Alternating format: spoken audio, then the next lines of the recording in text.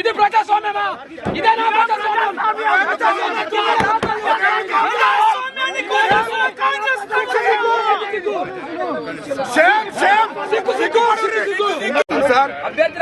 వివేక్ కోసం పనిచేస్తున్న తీరు మీడియా అంతా చూస్తున్నారు సార్, ప్రపంచం అంతా చూస్తున్నారు సార్.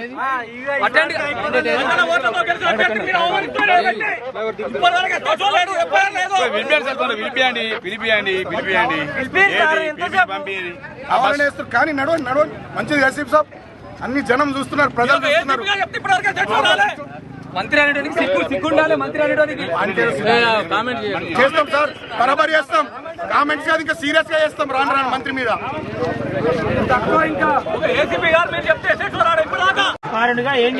వాళ్ళకి చెప్పేది ఏముంది, పోలీసులంతా కాంగ్రెస్ పార్టీ ఏజెంట్లు, ఇక్కడ ఉండే ఎస్ఐ శ్రీధర్ తో సహా ఏసీపీలు, తర్వాత సిఐలు.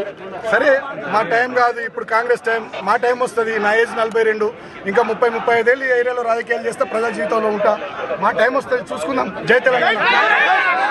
కాంగ్రెస్ పార్టీకి ఊడిగం చేస్తుంది మంత్రి వివేక్, ఊడిగం చేస్తుంది. It's shame.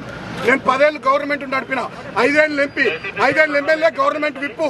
నేను ఇట్లా చేయాలి, ఇట్లా వాడాలి. మీ పోలీసులను మిస్టర్ రాజ్ కుమార్, వెంకటేశ్వర్ గారు, రాజశేఖర్, నేను అందరినీ చూస్తున్నాను. నేను పోలీసు వాళ్ళను మళ్ళా 2 ఏళ్ళకి గవర్నమెంట్ వస్తుంది, మళ్ళా వస్తుంది గవర్నమెంట్, గుర్తుపెట్టుకోండి. మళ్ళా గవర్నమెంట్ వస్తుంది. వీడు వివేక్ అంటే శాశ్వతం కాదు. వివేక్ అంటే శాశ్వతం కాదు సార్.